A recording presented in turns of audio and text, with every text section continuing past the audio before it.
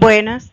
Continuando entonces con el contenido programático de nuestra asignatura, nos corresponde hoy abordar lo concerniente a la inmunidad de las enfermedades infecciosas.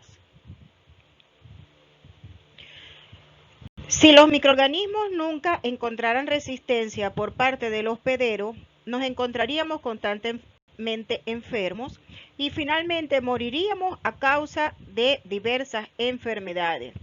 Sin embargo, afortunadamente para nosotros, en la mayoría de los casos, las defensas de nuestro organismo impiden que esto suceda. Algunas de estas defensas están diseñadas para impedir la entrada de los microorganismos en el cuerpo. Otras eliminan a los microorganismos que consiguen penetrar y otras más combaten a las que permanecen en el interior de nuestro organismo. Ahora bien, nuestra capacidad de impedir las enfermedades causadas por microorganismos o subproductos y de patógenos como agentes ambientales, como por ejemplo fármacos, polen, alimentos, sustancias químicas, entre otras, es lo que se conoce como inmunidad o resistencia, mientras que la vulnerabilidad o falta de inmunidad se conoce como susceptibilidad. Entonces, en el tema de hoy vamos a tratar lo concerniente a las principales líneas de defensa del organismo.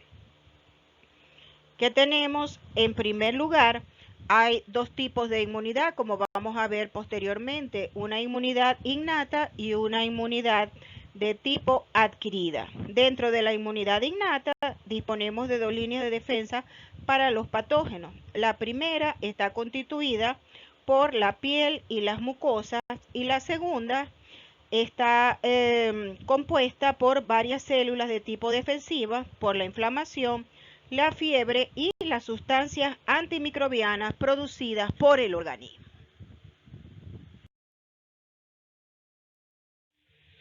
Hemos definido entonces lo que es la inmunidad o resistencia. Ahora bien, la ciencia biológica que estudia todos los mecanismos fisiológicos de defensa de la integridad del organismo es lo que se conoce como inmunología.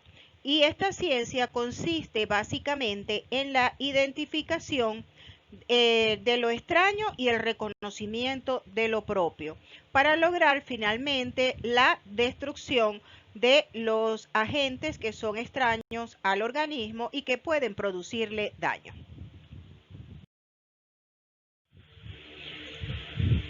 En este sentido, entonces, el organismo cuenta con un sistema inmunitario conjunto que no es más que el conjunto de defensas externas e internas que lo defiende de los posibles efectos dañinos de sustancias extrañas y patógenos que son de manera colectiva conocidas o definidas como antígenos. Ahora bien, ¿cuál es la principal función entonces del sistema inmunitario? Pues es el responsable de conferirle inmunidad al organismo. Y dijimos hace rato que la inmunidad era el estado de resistencia que tienen los seres vivos ante una acción patógena que proviene ya sea de microorganismos o de sustancias extrañas.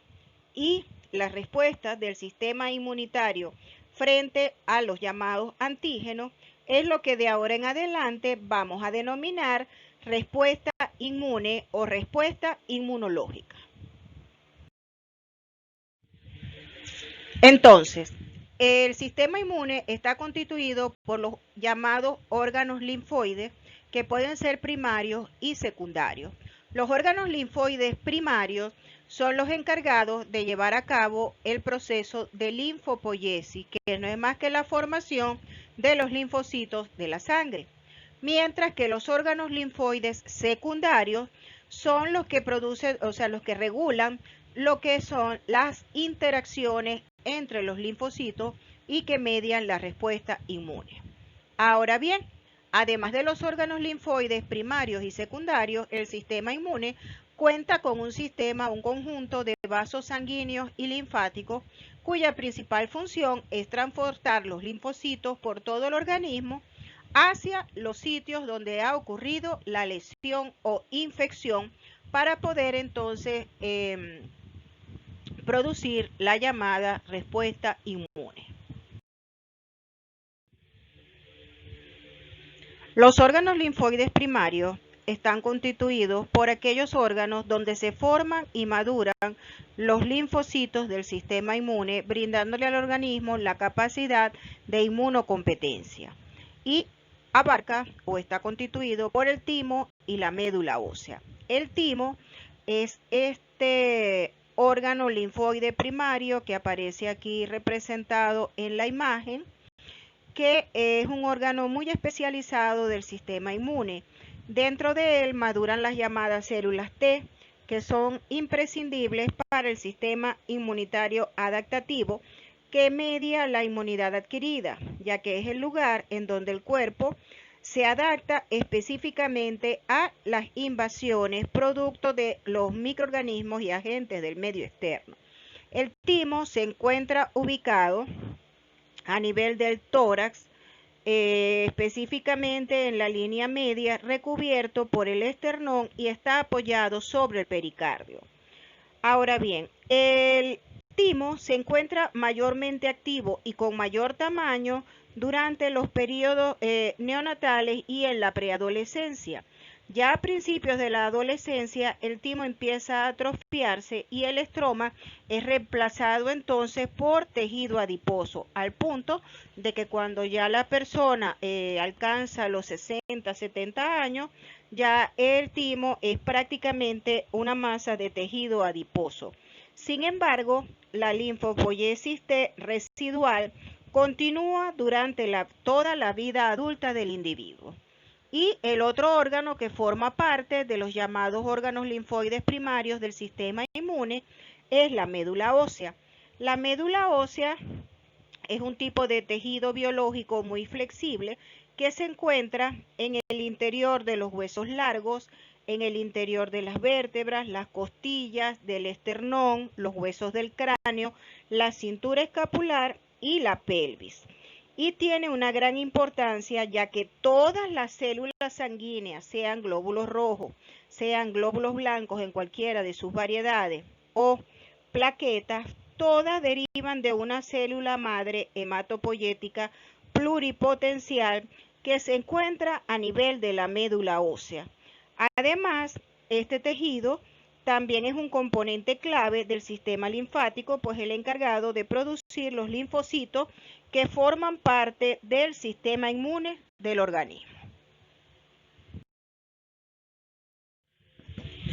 Además de los órganos linfoides primarios o centrales, el sistema linfoide comprende también los llamados órganos linfoides secundarios o periféricos, que en primer lugar proporcionan el entorno para que los linfocitos puedan interactuar entre sí o con las células presentadoras de antígeno y otras células accesorias, y para que entren en contacto con el antígeno, y en segundo lugar contribuyen a diseminar la respuesta inmune al resto del cuerpo. Ahora, los órganos linfoides secundarios incluyen a los linfonodos, al vaso y al tejido linfoide asociado a mucosas. Vamos a hablar en primer lugar de los llamados ganglios linfáticos. Los ganglios linfáticos filtran las sustancias que transporta el líquido linfático y además contienen linfocitos, que son glóbulos blancos que ayudan a combatir las infecciones y enfermedades. En todo el cuerpo hay cientos de ganglios linfáticos, conectados entre sí mediante los llamados vasos linfáticos. Y estos se encuentran principalmente a nivel del cuello, de las axilas, el tórax, el abdomen y la ingle. Los ganglios linfáticos se denominan también linfonódulos, nódulos linfáticos o nódulos linfoides, pero todos hacen referencia a las mismas estructuras. Tenemos también el vaso, que es el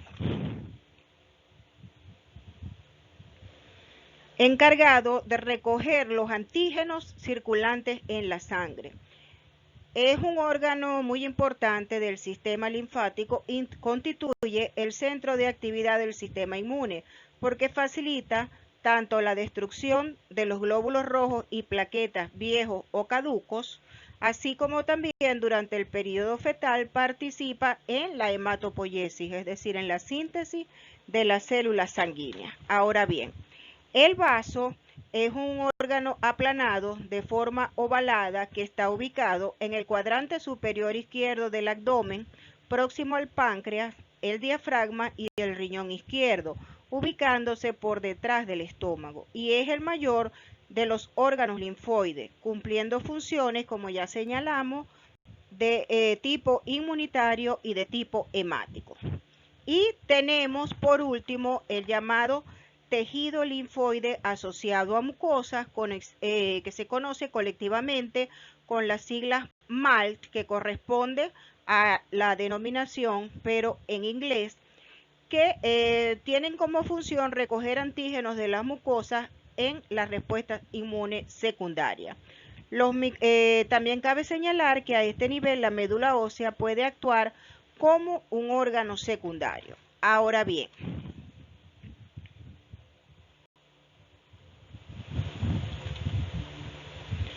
estos MALT no son más que folículos linfáticos que constituyen un tipo de agregación de células linfoides sin organización o estructura definida, que están asociados a la mucosa y que forman parte de una serie de localizaciones linfoides repartidas por todo el organismo.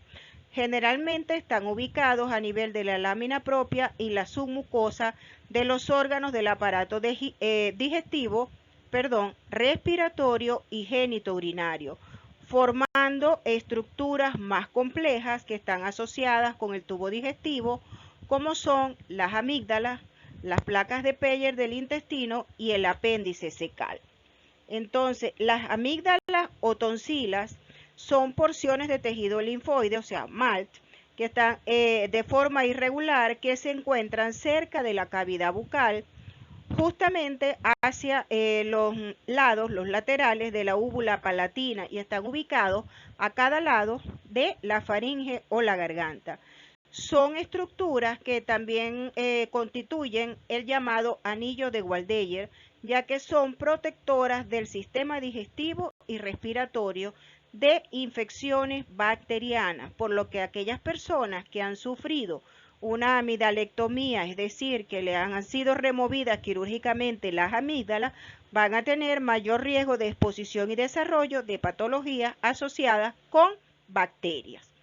Tenemos también que dentro de estos tejidos tipo MALT están las placas de Peyer. Las placas de Peyer no son más que cúmulos de tejido linfático que recubren el interior de las paredes del intestino delgado y cuya principal función es absorber las células patógenas y foráneas desde el epitelio hacia el dorso epitelial de las placas de Peyer. De esta manera, entonces, lo que van a hacer, digamos, va a filtrar todo el material patógeno que recoge el sistema linfático a nivel del intestino. Y esto también conjuntamente con la participación del apéndice cecal. Tenemos que definir entonces en qué consiste una respuesta inmune. Y esta no es más que la acción integral de un gran número de mecanismos heterogéneos de defensa que valga la redundancia, van a defender al organismo contra sustancias y agentes extraños. Todas estas sustancias extrañas al organismo son reconocidas como antígenos y van a desencadenar una serie de eventos celulares que constituyen los llamados mecanismos de defensa inmune. Ahora bien, esta respuesta inmune puede ser básicamente de dos tipos, como decíamos al inicio. Puede haber una respuesta inmune innata, natural o intrínseca, que es determinada por factores genéticos, y otra que es de tipo adaptativo o adquirido. Ahora, la inmunidad adaptativa o adquirida, a su vez, la podemos dividir en dos grupos, activa y pasiva. En la activa hay la elaboración de anticuerpos por el el organismo hospedero, que son los llamados anticuerpos propios, y la estimulación para la síntesis de estos anticuerpos puede provenir de un medio artificial en el caso en que se administran vacunas a través del proceso de inmunización, o puede ser de tipo natural, donde simplemente el hospedero es expuesto a agentes infecciosos, es decir, el hospedero es infectado por el microorganismo o agente causal, sufre una infección determinada y por eso sintetiza anticuerpos contra ese agente causal. A diferencia de la pasiva, donde en la pasiva no hay síntesis de anticuerpos propios, sino que se recibe por vía de inyección anticuerpos exógenos, es decir, anticuerpos que son elaborados en otro hospedero diferente. Y también esta inmunidad pasiva puede ser de origen artificial o natural. De origen natural es simplemente cuando los anticuerpos pasan de la madre al feto a través de la barrera placentaria durante el embarazo. Y la artificial es cuando se administran anticuerpos provenientes de otro organismo, que son los llamados antisueros. Un ejemplo muy reciente de esto es lo que se está haciendo con el tratamiento de la pandemia de COVID, donde a los pacientes que están más graves, que están en condición crítica, se les han administrado antisueros elaborados se le han administrado suero proveniente de pacientes que han padecido la enfermedad y que se han curado. Entonces se supone que el suero de estos pacientes contiene anticuerpos contra el virus, el coronavirus 2, causante de la COVID-19. La inmunidad innata se denomina también intrínseca, natural o inespecífica y constituye una línea de defensa que nos permite controlar a gran parte de los agentes patógenos, ya que está presente en el organismo incluso antes de que éste sea expuesto por primera vez a estos antígenos. Y por eso actúa inespecíficamente frente a cualquier tipo de agente extraño. Y es proporcionada por las barreras naturales, los fagocitos y el complemento. Entonces, hablando de las líneas de defensa inmunitaria que mencionábamos al inicio de la clase, tenemos una primera línea de defensa que son todas aquellas barreras mecánicas externas que impiden que los microorganismos entren al cuerpo. Tenemos en segundo lugar las defensas internas no específicas que combaten a los invasores, que son aquellas que una vez que algunos microorganismos han logrado penetrar en el organismo, entonces buscan eliminarlo. Y la tercera fase de las defensas inmunitarias son aquellas que dirigen su ataque contra microorganismos específicos y que constituyen la base en consecuencia de la inmunidad adquirida. Las defensas de primera y segunda línea son las que corresponden a la defensa innata, o sea, la inmunidad innata. Entonces, en la primera línea de defensa de la inmunidad innata están aquellos mecanismos que combaten a los microorganismos antes de que ocurra la infección. En este sentido, la primera línea de defensa del cuerpo para las infecciones es la barrera física y las sustancias químicas inespecíficas producidas por la piel y las mucosas. Ahora bien, dentro de los factores físicos tenemos entonces que la estructura de la piel intacta y las proteínas impermeables de la piel como la queratina proporcionan resistencia a la invasión microbiana. De igual manera, algunos patógenos, si están presentes en grandes cantidades, ellos pueden llegar finalmente a atravesar, a penetrar las mucosas. En el caso, por ejemplo, de los ojos, el aparato lacrimal protege a los ojos de sustancias irritantes y microorganismos. A nivel de la boca, la saliva ejerce un efecto de lavado de los microorganismos que puedan estar en los dientes y en las encías. En el tracto respiratorio, por ejemplo, el moco atrapa muchos de los microorganismos que entran al aparato respiratorio y digestivo. Y en las vías respiratorias bajas, el escalador mucociliar moviliza ese moco hacia arriba, es decir, hacia la faringe en la garganta, y de allí al exterior. Tenemos también el flujo de orina que puede ejercer a nivel del tracto urinario un efecto de lavado de los microorganismos hacia el exterior. Igualmente tenemos en el tracto genital que las secreciones, por ejemplo las secreciones vaginales, pueden expulsar a los microorganismos posiblemente patógenos de la vagina. Pero no solamente son factores físicos, también hay algunos factores químicos, como ocurre con el sebo, la grasa, producto que contiene ácidos grasos insaturados que inhiben el crecimiento de bacterias patógenas. Además, algunas bacterias presentes normalmente en la piel pueden metabolizar el sebo y causar la respuesta inflamatoria, por ejemplo, asociada a los cuadros de acné. De igual manera, el sudor, es decir, la transpiración, en la que intervienen las glándulas sudoríparas, ejerce un efecto de barrido o de lavado de los microorganismos patógenos que puedan estar a nivel de la piel.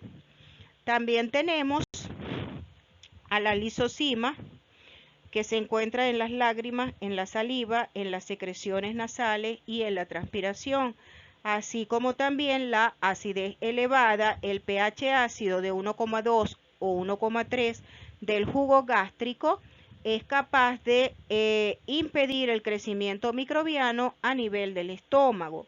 Y a nivel del intestino tenemos la microflora normal, que modifica el ambiente, pudiendo entonces prevenir de esta manera el sobrecrecimiento de los patógenos. Aquí tenemos en esta imagen otra representación un poquito más detallada de la primera línea de defensa de superficie, que está constituida por las barreras físicas, que son los epitelios, es decir, la piel y las mucosas, y la barrera química, que son las secreciones. Vemos entonces que dentro de la barrera química que constituye los epitelios, vamos a tener a la piel y las mucosas, la barrera placentaria y las vellosidades o pelos, ¿okay? Y dentro de las barreras químicas tenemos las secreciones, que forman parte de las lágrimas, de la saliva, del moco, el sudor, el sebo y el jugo gástrico que mencionábamos previamente. En esta lámina vamos a ver en color negro, escritas en color negro, lo que tiene que ver con secreciones que forman parte de las barreras químicas, entre las cuales tenemos la lisosima en las lágrimas, la saliva y el moco a nivel nasal, el cerumen o cera a nivel del oído, el sudor producto de la acción de las glándulas sebáceas, los ácidos y enzimas digestivas a nivel del estómago, las defensinas intestinales a nivel del aparato digestivo, la espermina en el semen, entre otras.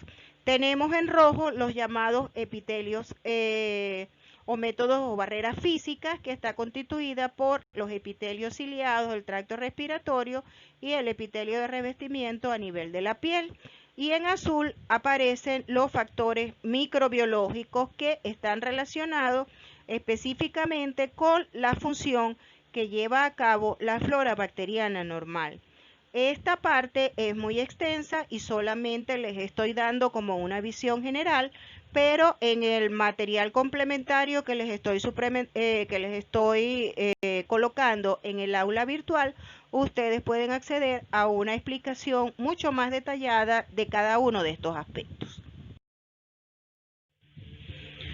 La piel y las mucosas son las primeras barreras de defensa que mantienen la colonización por microorganismos comensales dentro de los límites aceptables o correctos, y evitan la invasión por agentes patógenos.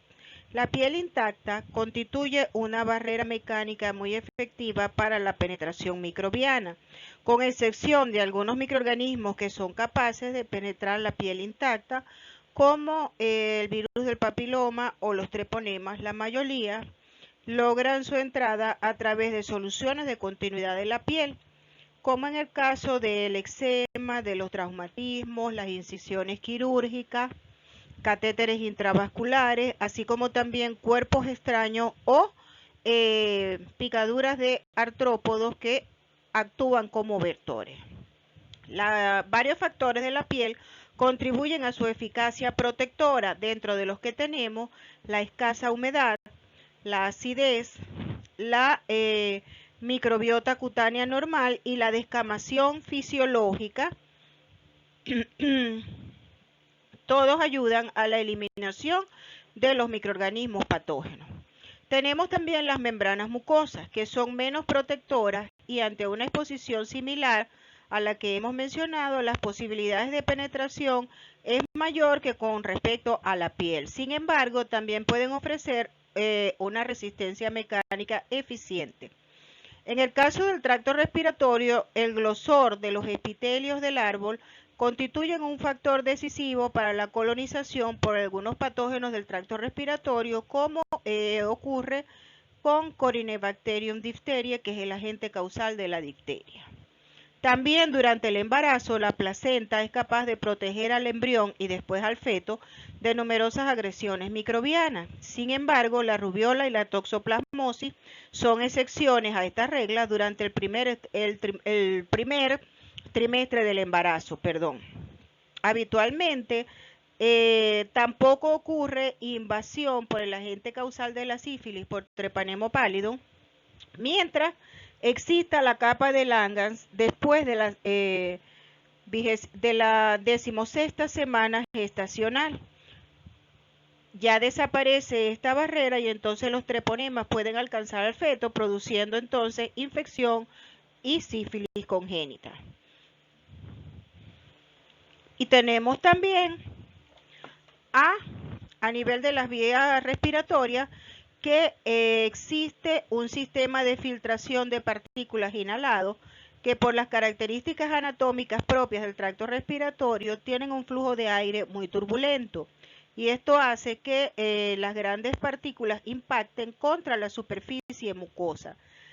Además, entonces los movimientos ciliares van a arrastrar las partículas atrapadas en el moco y constituyen un sistema de limpieza continuo del epitelio respiratorio, que se ve potenciado también por el reflejo de la tos, que contribuye a la eliminación de patógenos del tracto respiratorio. Además, estas células ciliadas del tracto respiratorio van a arrastrar a los gérmenes contenidos en el moco hasta el área de la faringe, la garganta, para que sean deglutidos, y entonces a nivel del estómago, la acidez producto de los jugos gástricos contribuya a destruir los microorganismos. Los factores físicos por sí solos no explican el alto grado de resistencia de la piel y las mucosas a la invasión microbiana. También existen ciertos factores químicos que desempeñan funciones importantes. Así, las glándulas sebáceas de la piel producen una sustancia grasa denominada sebo. El sebo también forma una película protectora sobre la superficie de la piel. Entre los componentes del sebo destacan los ácidos grasos insaturados, que inhiben el crecimiento de ciertas bacterias y hongos patógenos. Además, debemos decir que el pH bajo de la piel, que por lo general es entre 3 y 5, es determinado en parte por la secreción de ácidos grasos y de ácido láctico. Es probable que también esta acidez dificulte el crecimiento de muchos microorganismos. Ahora bien, las bacterias que viven como comensales sobre la piel descomponen normalmente las células descamadas y las moléculas orgánicas resultantes, y los productos de su metabolismo producen entonces el olor corporal. Hay ciertas bacterias que se encuentran habitualmente en la piel y que metabolizan el sebo con la producción de ácidos grasos, que pueden causar una respuesta inflamatoria asociada con el acné. De hecho, el tratamiento más efectivo contra el acné, que es la isotretinoína, utiliza un derivado de la vitamina A que previene la formación de sebo, y se utiliza entonces para el tratamiento del acné, sobre todo una forma muy grave conocida como acné quístico. Tenemos también que las glándulas sudoríparas de la piel producen transpiración, es decir, el sudor, lo cual ayuda a mantener la temperatura corporal, a eliminar algunos residuos y barre los microorganismos de la superficie de la piel. Además, el sudor, la transpiración, contiene lisocima, que es una enzima capaz de degradar las paredes celulares de las bacterias gram positivas y en menor grado de algunas gram negativas. Específicamente, esta enzima, la lisocina, rompe los enlaces químicos del péptido glucano, destruyendo en consecuencia las paredes celulares. La lisocima, además de en el sudor, se encuentra también en las lágrimas, en la saliva, las secreciones nasales y los líquidos tisulares, donde ejerce su acción antimicrobiana. Además, el jugo gástrico, que es producido por las glándulas del estómago, que es una mezcla de ácido clorhídrico, enzimas y moco. La acidez muy elevada del jugo gástrico, que por lo general tiene un pH comprendido entre 1,2 y 3, es suficiente para destruir a las bacterias y a la mayoría de las toxinas bacterianas. Sin embargo, hay muchos patógenos entéricos que pueden quedar protegidos por partículas de alimento y pueden penetrar en el intestino a través del aparato digestivo, como es el caso del Helicobacter pylori, que neutraliza la acidez del estómago, lo que le permite crecer en su interior. Y posteriormente su desarrollo está asociado con úlceras, gastritis y cáncer, como mencionábamos previamente en otras clases. La segunda barrera que tenemos entonces ante la infección la está constituida por las células fagocíticas. Estas actúan cuando las barreras anteriores fallan e incluyen a varios grupos de glóbulos blancos como los macrófagos, los neutrófilos y las células killer o células citotóxicas. De hecho, deben recordar o deben saber, si ya no lo saben, que la sangre está formada por un líquido denominado plasma que contiene una serie de elementos corpusculares que son células y fragmentos celulares. De todas estas células que pueden estar presentes en la sangre, para el estudio de la inmunidad nos interesan los leucocitos o glóbulos blancos. En el curso de muchos tipos de infecciones, en especial de las bacterianas, se produce un incremento del número total de leucocitos, lo cual se conoce como leucocitosis, que es una respuesta protectora al combate de los microorganismos. De hecho, durante la etapa activa de una infección, el recuento de leucocitos puede duplicarse, triplicarse o hasta cuadruplicarse de acuerdo con la gravedad de la infección. Hay otras enfermedades como las producidas fundamentalmente por los virus producen un efecto opuesto, y es que producen una disminución del recuento de leucocitos, que es lo que se conoce como leucopenia. La leucopenia puede relacionarse con un deterioro de la producción de leucocitos o con el efecto del aumento de la sensibilidad de las membranas de estas células al daño causado por el complemento, que son proteínas plasmáticas antimicrobianas que estudiaremos más adelante en este tema. Ahora bien, los leucocitos los podemos dividir en dos categorías principales en base a su aspecto en la microscopía óptica después de ser fijados y teñidos. Y estos dos grupos son los granulocitos y los agranulocitos. Los granulocitos deben su nombre a la presencia de grandes gránulos en su citoplasma que pueden apreciarse en una tinción por microscopía óptica y se diferencian en tres grupos de acuerdo a la tinción de sus gránulos. Hablamos entonces de neutrófilos, que se tiñen de un color lila pálido con una mezcla de colorantes ácidos y básicos, y también se conocen con el nombre de polimorfos nucleares o polimorfos. Se denominan polimorfos por el hecho de que los núcleos de los neutrófilos Pueden tener una apariencia variable y generalmente poseen entre 2 y 5 lóbulos. Los neutrófilos poseen una gran capacidad fagocítica y movilidad y se activan durante las etapas iniciales de todas las infecciones. Ellos son capaces de abandonar la sangre, penetrar en el tejido infectado y destruir microorganismos y partículas extrañas. Otro grupo, el segundo grupo de granulocitos, son los basófilos, que se tiñen de color azul púrpura con el colorante básico azul de metileno y liberan sustancias como la histamina, que son importantes mediadores en la inflamación y las respuestas alérgicas.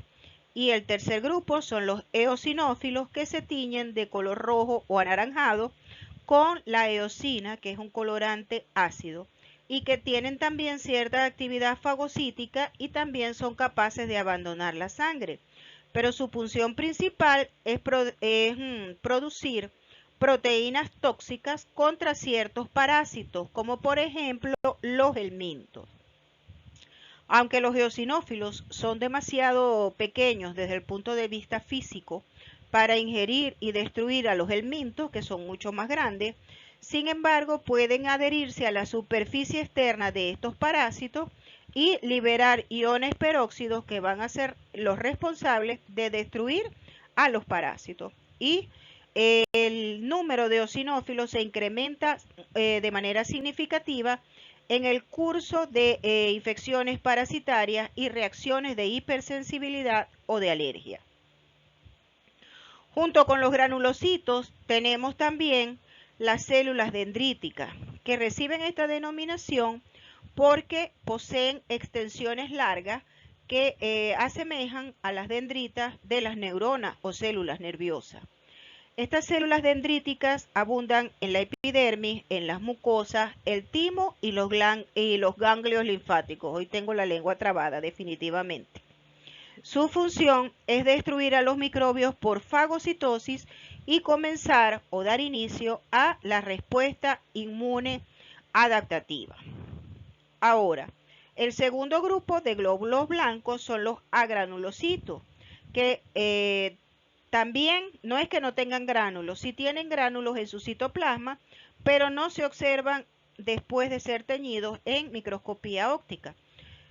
Uno de ellos son los monocitos. Los monocitos no tienen actividad fagocítica hasta que abandonan la circulación sanguínea y entran en los tejidos corporales, maduran y se transforman en macrófagos. De hecho, la maduración y proliferación de los macrófagos junto con los linfocitos es un factor que determina la tumefacción de los ganglios linfáticos, o sea, es decir, la inflamación que hay en los ganglios linfáticos durante una infección. Cuando la sangre y la linfa que contienen microorganismos atraviesan órganos con macrófagos, los microorganismos van a ser eliminados por fagocitosis. Y debo decirles también que los macrófagos además eliminan a las células sanguíneas desgastadas o viejas.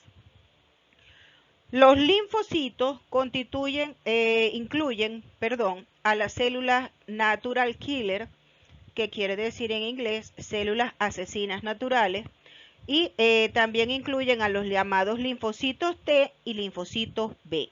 Las células natural killer, que se abrevian generalmente como NK, se encuentran en la sangre, en el vaso, en los ganglios linfáticos y a nivel de la médula ósea roja, y poseen la capacidad de destruir una gran variedad de células corporales infectadas y células tumorales. Atacan, de hecho, cualquier célula del cuerpo que exprese en su membrana citoplasmática proteínas anormales o inusuales. La unión de las células natural killer a una célula blanco o célula diana, como por ejemplo una célula humana infectada, causa la liberación de gránulos que contienen sustancias tóxicas producidas por las células natural killer. Algunos de estos gránulos contienen una proteína conocida popularmente como perforina, que se inserta en la membrana citoplasmática de la célula diana y crea canales o perforaciones en la membrana. Como resultado de esto, el líquido extracelular fluye desde el interior de la célula diana y produce el estallido celular a través de un proceso conocido como citólisis o lisis o ruptura celular. Otros gránulos liberados por las células natural killer son las grancinas, que no son más que enzimas que digieren proteínas y son capaces de inducir el proceso de apoptosis o autodestrucción celular. Este tipo de ataque es capaz de destruir a las células infectadas, pero no a los microorganismos que se encuentran dentro de la célula. Los microorganismos liberados, intactos o no, pueden ser entonces destruidos posteriormente por los fagocitos. Ahora bien, los linfocitos T y B no poseen actividad fagocítica en sí mismos, pero sí desempeñan una función esencial en la inmunidad adquirida que veremos posteriormente. Y como hemos mencionado previamente, se encuentran en los tejidos linfoides del sistema linfático a nivel de las amígdalas, el vaso, el timo, el conducto torácico, la médula ósea roja, el apéndice cecal, las placas de Peyer del intestino delgado, los ganglios linfáticos a nivel del tracto respiratorio, digestivo y reproducción. Y además se encuentran circulando activamente en la sangre. En definitiva, entonces, dentro de las células fagocíticas, que van a ser las responsables también de la inmunidad innata, tenemos entonces tres tipos de células blancas principales. Tenemos los macrófagos que llevan a cabo la fagocitosis, obviamente, y que se encargan de activar a los linfocitos T. Tenemos entonces las células natural killer, que son citotóxicas, y los neutrófilos que también llevan a cabo fagocitosis y permiten de esta manera la eliminación de los microorganismos patógenos. El término fagocitosis proviene de dos palabras griegas: fago, que quiere decir comida, comer, alimentarse, y célula, que viene y citosis, que viene de célula. Entonces, el proceso de fagocitosis no es más que la ingestión de un microorganismo o un agente particulado insoluble, como por ejemplo detrito, por una célula. La fagocitosis es un medio por el que las células corporales humanas se oponen a la infección y constituyen, como mencionamos previamente, la segunda línea de defensa. Las células que desempeñan esta función reciben entonces el nombre colectivo de fagocitos y, como hemos dicho, todos son leucocitos o derivan de ellos. Estos fagocitos pueden ser activados por componentes de las bacterias como el lípido A o el lipopolisacárido. Y entre los activadores más importantes de la fagocitosis figuran pequeñas hormonas proteicas denominadas citocinas, que secretan los fagocitos y otras células que participan en la inmunidad adquirida. Ahora bien, entonces definimos a la fagocitosis como a la unión del microorganismo o en general un agente particulado insoluble a la superficie de una célula fagocítica especializada, polimorfo nuclear o macrófago, por algún mecanismo inespecífico de tipo primitivo o ameboide, pues hay la emisión de pseudópodo y el englobamiento del agente patógeno para ser luego destruido en el interior de la célula fagocítica. ¿Cómo se produce entonces la fagocitosis? Con fines didácticos la vamos a dividir en 4 fases independientes: quimiotaxis, adherencia, ingestión y digestión. Inicialmente tenemos entonces la quimiotaxis. La quimiotaxis entonces es la atracción química de los fagocitos por los microorganismos. Entre las sustancias quimiotácticas que atraen a los fagocitos se encuentran los productos microbianos, los componentes de los leucocitos y de las células tisulares dañadas y los péptidos derivados del complemento, que es un sistema de defensa del hospedero que participa activamente en la inmunidad. Luego tenemos una segunda etapa que es la llamada etapa de adherencia. En lo que respecta entonces a la fagocitosis, la adherencia es la unión de la membrana citoplasmática del fagocito a la superficie del microorganismo o de otro material extraño. En algunos casos, la adherencia tiene lugar con facilidad y el microorganismo es fagocitado rápidamente.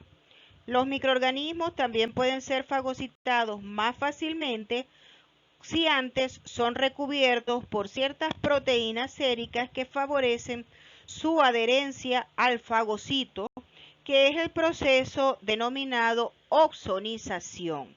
Ahora bien, entre las proteínas que actúan entonces como opsoninas, se encuentran algunos componentes del sistema del complemento y moléculas de anticuerpos. Seguimos luego a la tercera etapa del proceso, que es la etapa de ingestión. Tras la adherencia ocurre entonces la ingestión. En este proceso, la membrana citoplasmática del fagocito emite una serie de proyecciones o prolongaciones que denominamos pseudópodos, que van a englobar al microorganismo, es decir, lo van a encerrar. Una vez rodeado el patógeno, los pseudópodos se reúnen, se fusionan y lo encierran en una bolsa que va a ser denominada fagosoma o vesícula fagocítica. Esta membrana fagosómica se caracteriza por poseer enzimas que bombean protones en el fagosoma, disminuyendo el pH hasta un valor cercano a 4. A este pH se activan entonces las enzimas hidrolíticas intracelulares. Y luego, finalmente, viene la última etapa, que es el proceso de digestión. En esta fase de la fagocitosis, el fagosoma se separa entonces de la membrana citoplasmática y penetra al interior del citoplasma, donde entra en contacto con los lisosomas, que contienen sustancias bactericidas y enzimas digestivas. Tras el contacto, las membranas del fagosoma y del lisosoma se fusionan y forman una estructura única y más grande, conocida como fagolisosoma. El contenido del fagolisosoma va a tardar únicamente unos 10 a 30 minutos para destruir a la mayoría de las bacterias. Ahora, entre las enzimas lisosómicas que atacan directamente a las células microbianas, se encuentra la lisozima, que, como hemos mencionado ya previamente, hidroliza, rompe, degrada el péptidoglucano de las paredes celulares bacterianas. Sin embargo, existen otras enzimas como lipasas, proteasas, ribonucleasas, desoxirribonucleasas, que hidrolizan distintos componentes macromoleculares de los microorganismos. Además, los lisosomas contienen enzimas que pueden elaborar o generar productos tóxicos del oxígeno, como son el radical superóxido, peróxido de hidrógeno, oxígeno singulete y el radical hidroxilo. Todos estos productos tóxicos del oxígeno se forman a través de un proceso conocido colectivamente como estallido oxidativo. Otras enzimas pueden utilizar estos productos tóxicos del oxígeno para causar la muerte de los microorganismos ingeridos. Por ejemplo, hay una enzima denominada mieloperoxidasa que convierte los iones cloruro y peróxido de hidrógeno en una sustancia muy tóxica, que es el ácido hipocloroso. Este ácido contiene los iones hipoclorosos y se encuentra en los blanqueadores domésticos y son los responsables de su actividad antimicrobiana. Finalmente, una vez que la digestión enzimática del contenido del fagolisosoma, como consecuencia de la ingestión, va a contener material no digerible y va a formar el llamado cuerpo residual. Este cuerpo residual se dirige entonces hacia la superficie de la célula y va a liberar, a descargar sus residuos fuera de ella.